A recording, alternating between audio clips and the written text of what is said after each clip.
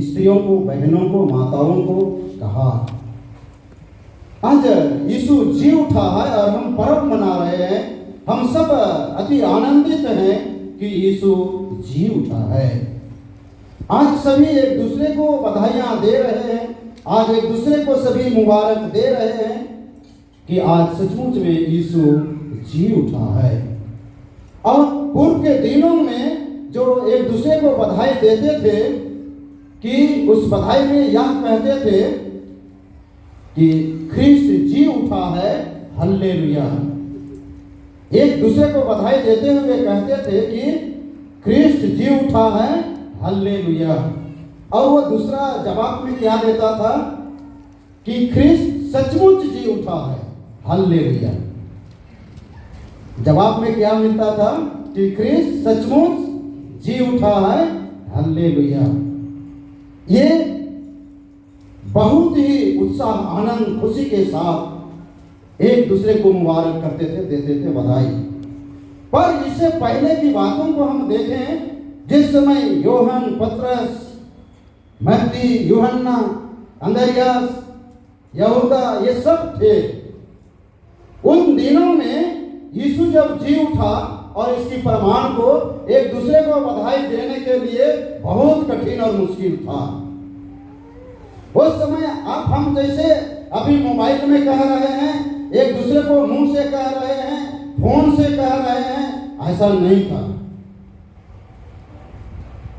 उस समय अपने को कि मैं एक ख्रिस्तीय हूं, मैं यीशु का शिष्य हूं, मैं यीशु का संतान हूं, यीशु जी उठा है, इस बात को प्रमाणित करने के लिए आपके सामने वाला लग रहा है कि वो एक ख्रिस्तीय है, तो पैर के अंगूठा से मछली का चिन्ह बनाते थे और अपना बधाई देते थे, अपना परिचय देते थे, एक दूसरे को मुबारक कहते थे।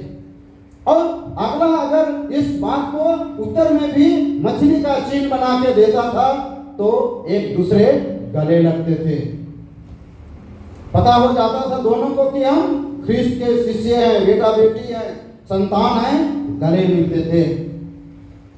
इसलिए ख्रिस्त मसीह में प्यारे विश्वासियों, आज चारों ओर हम खुला रूप से इन बातों को हम देखने के लिए पाते हैं कि यीशु जी उठा है और इसकी लहर हवा की तरह फैल रहा है, आग की तरह, जंगल में सूखी पत्तों की आग की तरह वो फैल रहा है यह खुशी चारों ओर।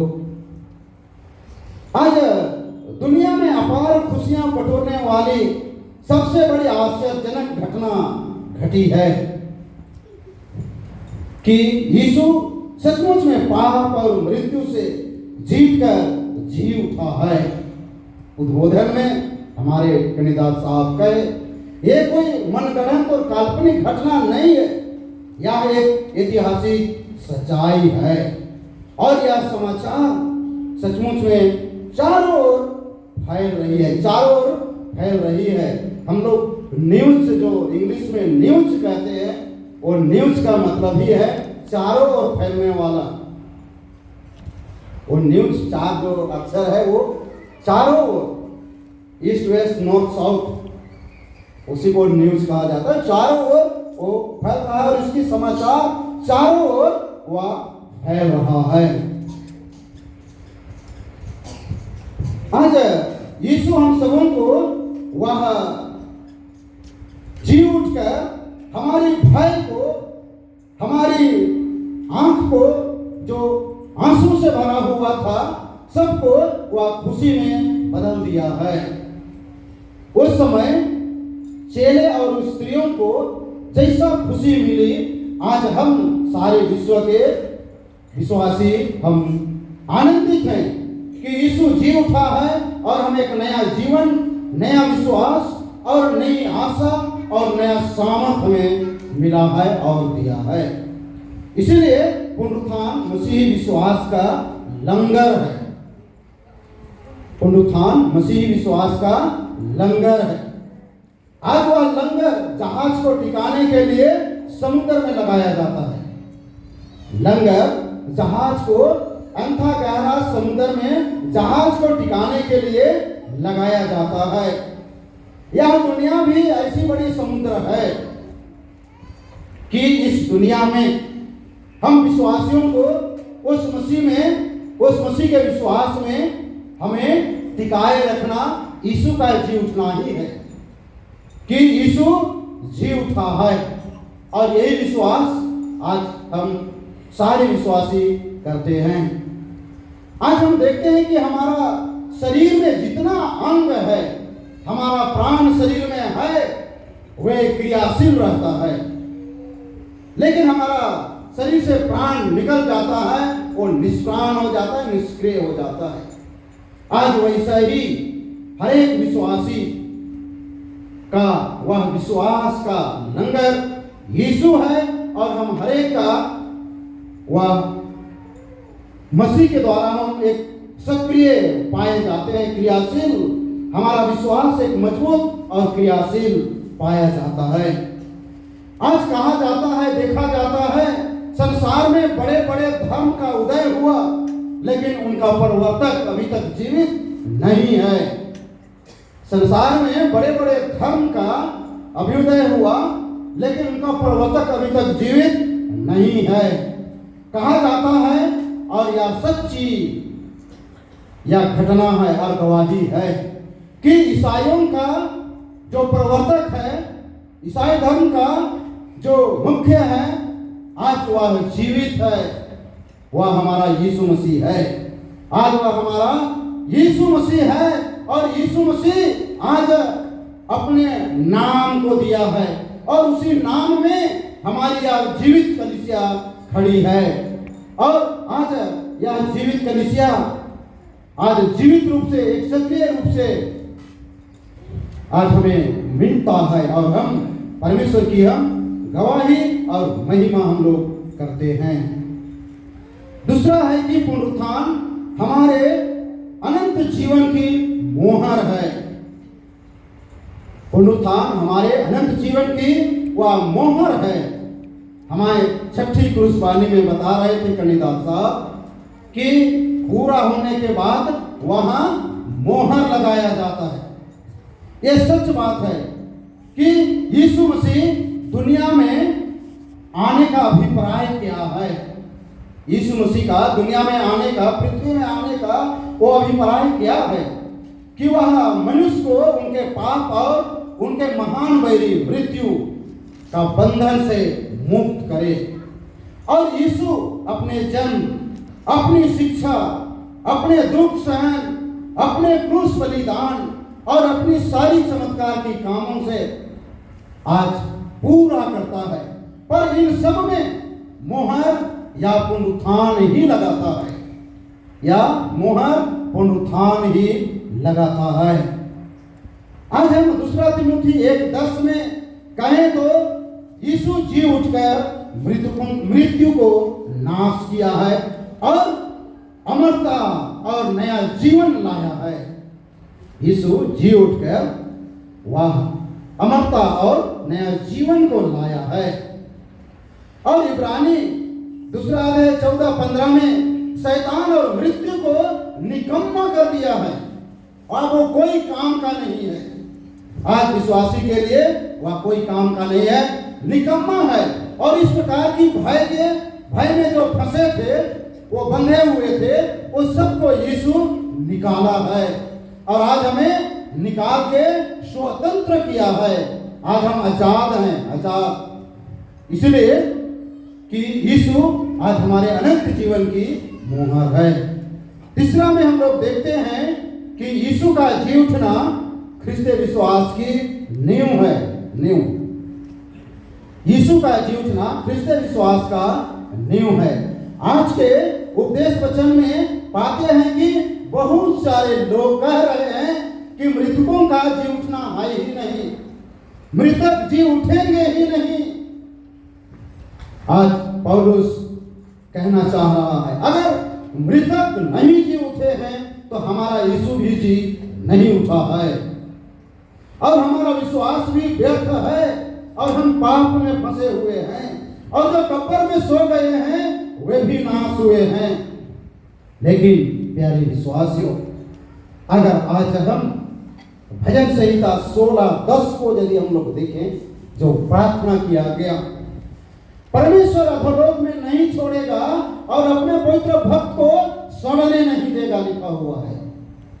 आज हमें जीवित करेगा, अधोलोक में नहीं छोड़ेगा और सड़ने भी नहीं देगा, हमें जीवित करेगा, जीवित करेगा।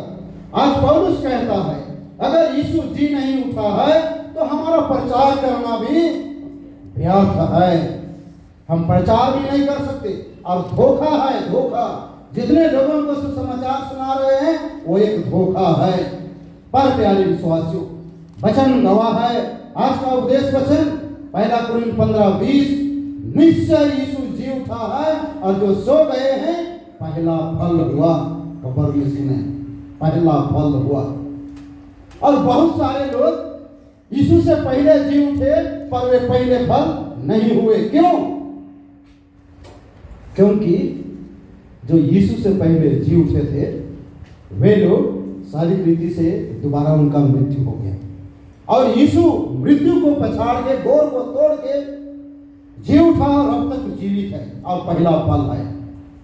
और आगे हम सबों को आशा देता है कि अपनी बारी के अनुसार हर एक जी उठेंगे, पहले मसीह, उसके बाद उनके लोग। इसलिए हम सबों को आशा है। यूहन्ना 20:20 में यीशु अपना प्रमाण दे दिया है कि यीशु जी उठा है। और यूहन्ना 20:27 में थोमा को कहा कि हे थोमा, अब देख और जो करना है, मेरा छेदा हुआ हाथ है, अपना अंगुली डाल, मेरा छेदा हुआ पांजा देख और अपना हाथ डाल। और अब अविश्वासी नहीं, विश्वासी बन जा। आज हम सबों को पूर्ण रीति से विश्वासी हो जाना है। इसलिए ख्रिस्त मसीह में प्यारे विश्वासियों, 1 कुरिन्थ 15:26 में मनुष्य का सबसे बड़ा बैरी मृत्यु है, यीशु ने हरा दिया है, यीशु ने हरा दिया है। और 1 पत्रस 1:3 के तहत आज हरे ख्रिस्ती कलीसिया का मुख्य उपदेश यीशु जी उठा है। यही आज है कि यीशु जी उठा है। ख्रिस्त मसीह में प्यारे विश्वासियों, किसी समय कहा जाता है, कहा गया, किसी समय कहा गया कि यीशु जी उठा है, इसको नाबुनियाद करने के लिए बहुत सारे खेल खेले। और विश्व के प्रमुख 7 धर्मों में से ख्रिस्तीय धर्म को नहीं ला रहे थे, पर बहुत विचार मंथन के बाद कि इन बड़े 7 प्रमुख धर्मों को लाया जाए, ऐसा करके उन धर्मावलंबियों ने अपना अपना धर्म की व्याख्यान देने के लिए 2 दिन का समय ठहराए। और 7 धर्म के धर्म अगुए अपना अपना धर्म की व्याख्या करने लगे। 2 दिन बीत गया और 6 धर्म के लोग अपना अपना व्याख्यान दे दिए। अंत में ख्रिस्तीय धर्म की व्याख्यान देने के लिए समय नहीं रहा, समय नहीं रहा। लोग कहने लगे इसको तीसरा दिन लिया जाए, पर बहुत चालाक और चतुर था ईसाई धर्म के जो अनुयायी था, वो बहुत अगुआ था, वो बहुत चालाक था। उसने कहा 2 दिन का समय है, तीसरा दिन नहीं जाना चाहिए और आज ही यह समाप्त होना चाहिए। आपने अपना धर्म की बड़ी बड़ी व्याख्यान दे दिए और शायद आपको और भी समय मिलता तो कितना लंबा करते। मुझे 15 मिनट समय चाहिए, 15 मिनट समय मुझे चाहिए। और इस पर जिद रहा और जो वहां का अध्यक्ष था दे दिया उनको, बात को सुनी गई, दे दिया। देने के बाद में उसने व्याख्यान देने लगा, कहा कि मेरा ईश्वर जिंदा है, वो त्रिएक ईश्वर है, उसी ने पूरे ब्रह्मांड को बनाया।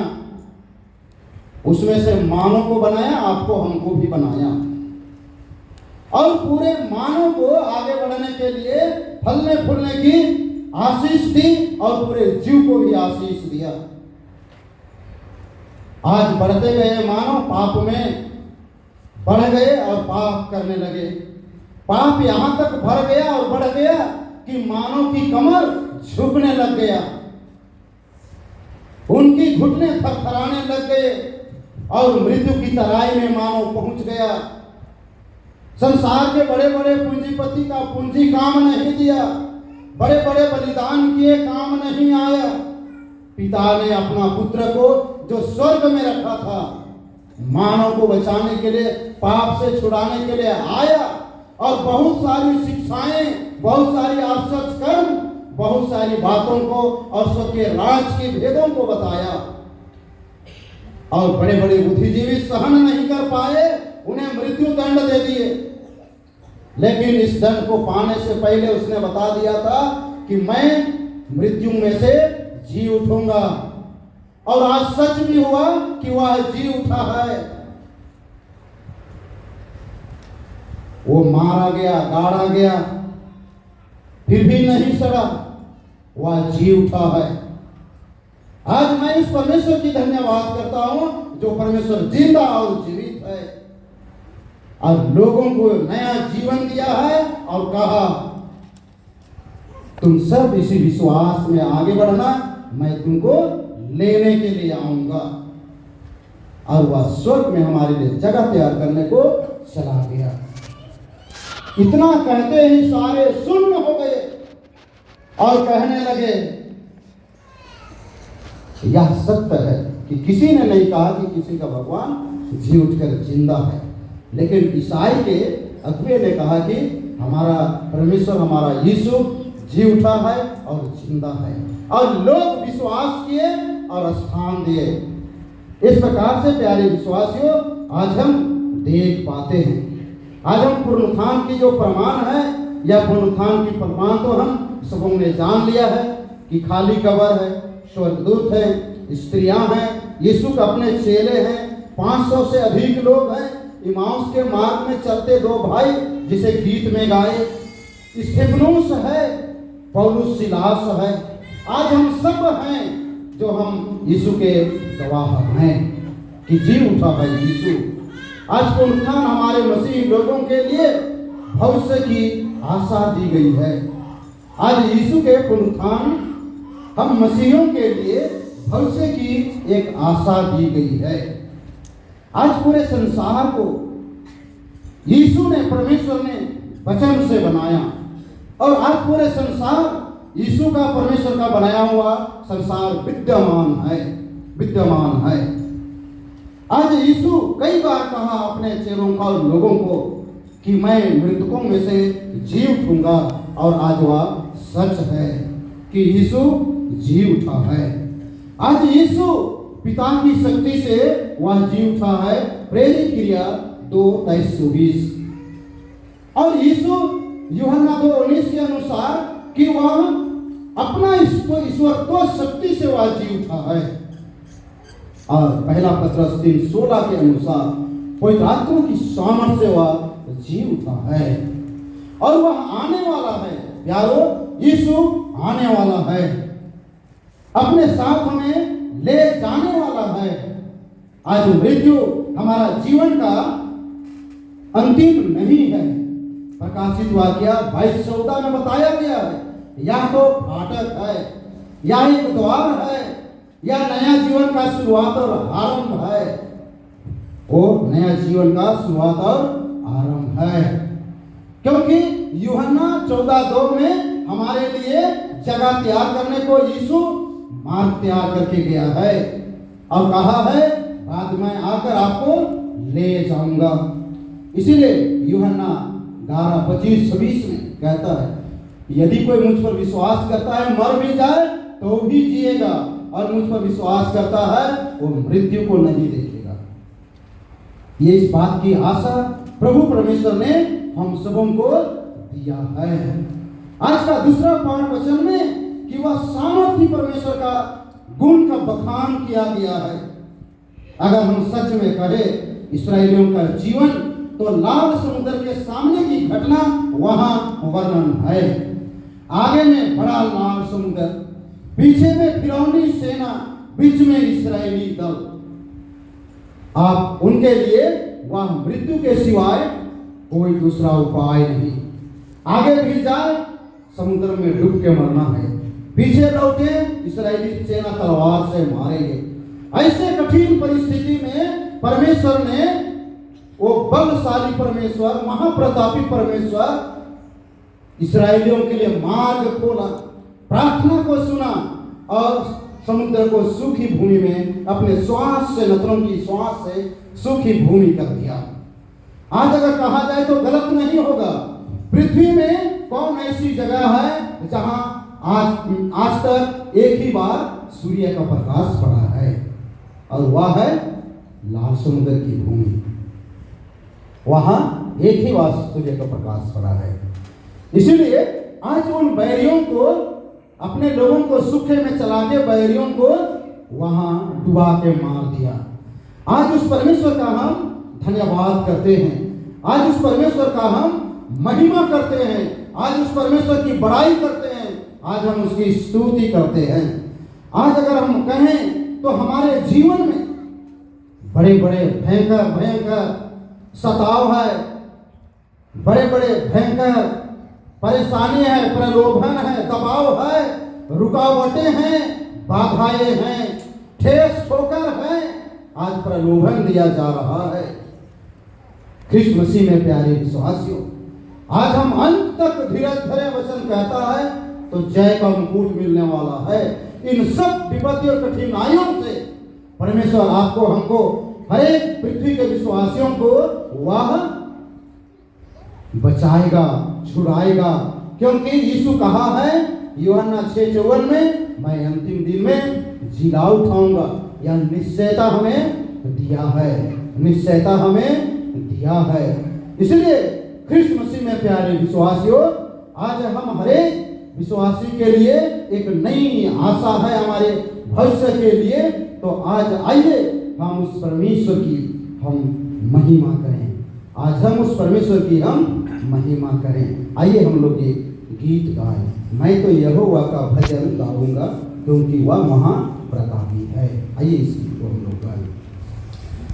मैं तो यहोवा का भजन गाऊंगा क्योंकि वह महाप्रतापी है।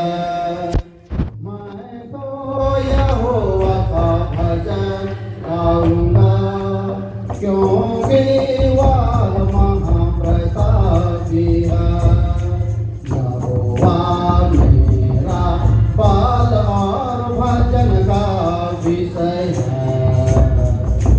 यहोवा मेरा बल और भजन का विषय है। मैं तो यहोवा का भजन गाऊंगा क्योंकि वह महाप्रतापी है। मैं तो यहोवा का भजन गाऊंगा क्योंकि वह महाप्रतापी है। यहोवा मेरा शत्रु को मारा है। यहोवा मेरा शत्रु को मारा है। मैं तो यहोवा का भजन गाऊंगा क्योंकि वह महाप्रतापी है।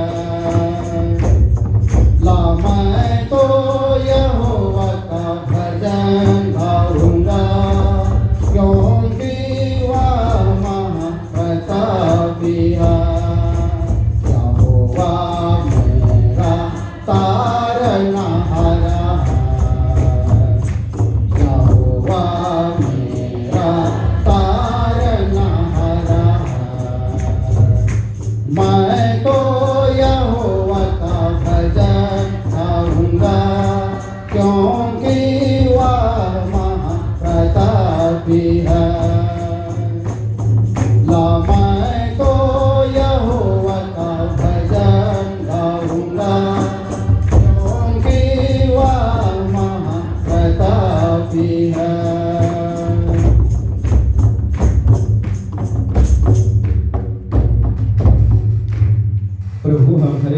इस पुनरुत्थान पर्व की, जूझना पर्व की आशीष और वचन की आशीष, भक्तिमय गीत की आशीष हम आप हर एक को बहुत ऐसे देंगे। आमीन। हम लोग प्रार्थना करें। धन्यवाद।